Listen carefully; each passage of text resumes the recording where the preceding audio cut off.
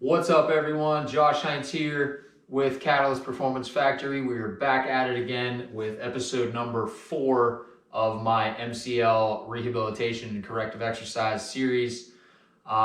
This week, I really want to focus on getting into progression of the strengthening exercises that we were doing in the last episode.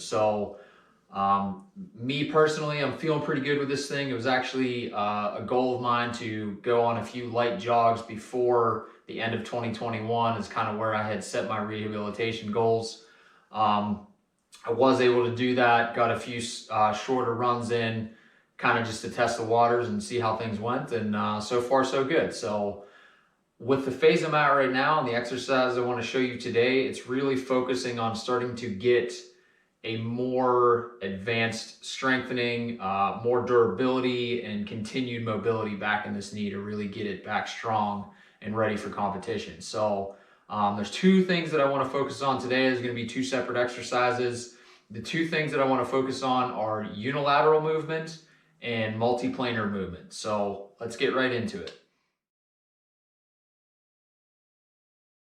So this first exercise is an example of a unilateral exercise. So what is a unilateral exercise? Well, to understand what a unilateral exercise is, you also need to understand what a bilateral exercise is. So I'll start there.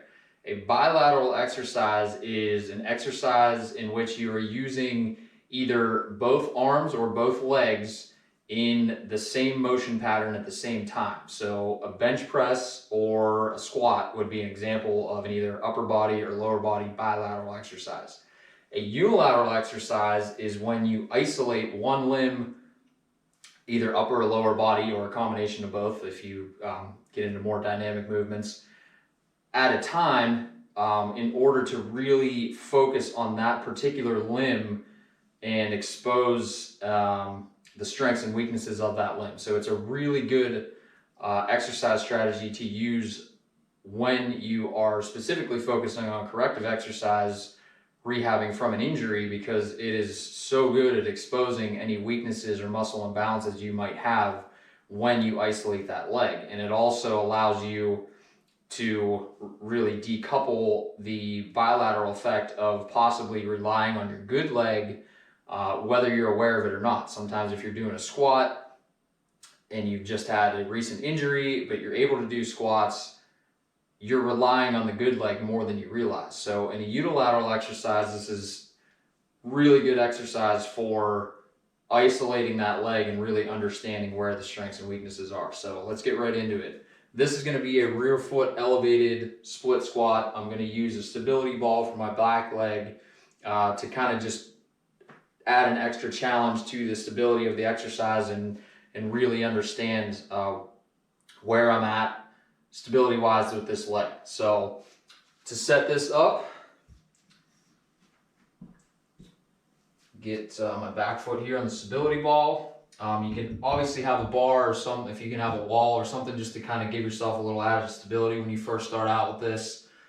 Never a bad idea to kind of have that as a fallback there. So basically get into your split lunge position and then you lower down as your leg comes back, hold, and then back up.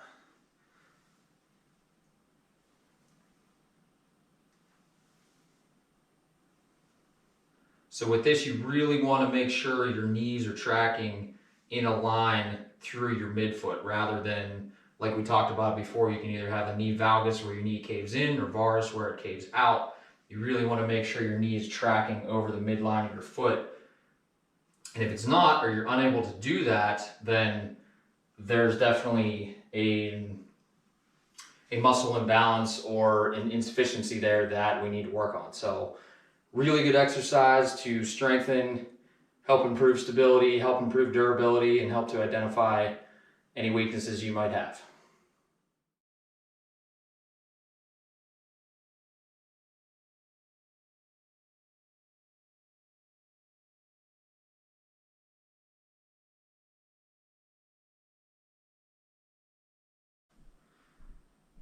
So this next exercise that I have for you guys is focusing on challenging different planes of motion rather than just the sagittal plane. So for those of you who aren't necessarily familiar with the planes of motion when corresponding to exercise and human movement, you have 3 planes of motion. So you had your sagittal plane, which is basically the plane of motion that you do the majority of your movement in: walking, running, squats, all that is sagittal plane dominant. So with an MCL injury like this, the injury actually happened in the frontal plane or the lateral plane. So a lot of times if you're only doing exercises in one plane of motion to try and strengthen that, you're leaving vulnerabilities there in other planes of motion, especially in this case for an MCL, specifically the frontal plane or the side-to-side lateral planes of motion,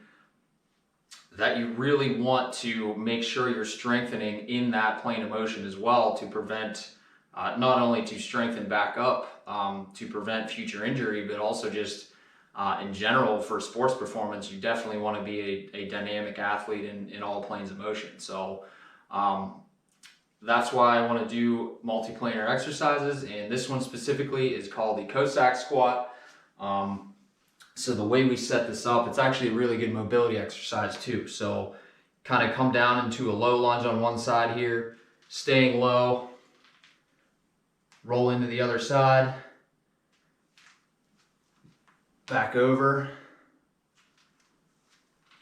and you really want to try and get that heel on the ground if you can.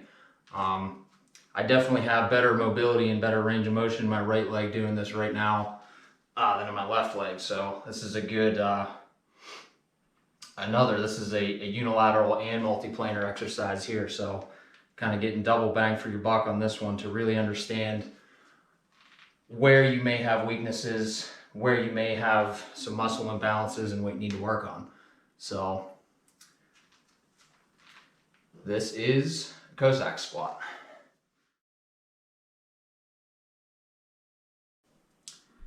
All right, guys, that's everything I have for this week. I hope you learned a little bit about unilateral and bilateral exercises, as well as a little bit about the human movement planes of motion and how you can incorporate exercises into different planes of motion in order to be a more well-rounded athlete. So I think these are 2 key components to any training program. There's really an endless amount of ways that you can incorporate these. You can load them. You can have them as a plyometric exercise in certain scenarios. You can use them for mobility. You can use them for strength. You can use them for speed training. I mean, there's a multitude of ways that you can use these, and I think they're great. So hope that kind of gave you guys a little bit of light on what that's all about, and hopefully it helps you guys out. So I'm hoping you guys are enjoying these series. We will be back next week talking about BFR training. If you don't know what that is, stay tuned next week. If you do and you want to hear more about it, check out our episode 5 coming at you next week, and we'll see you guys then. Stay tuned.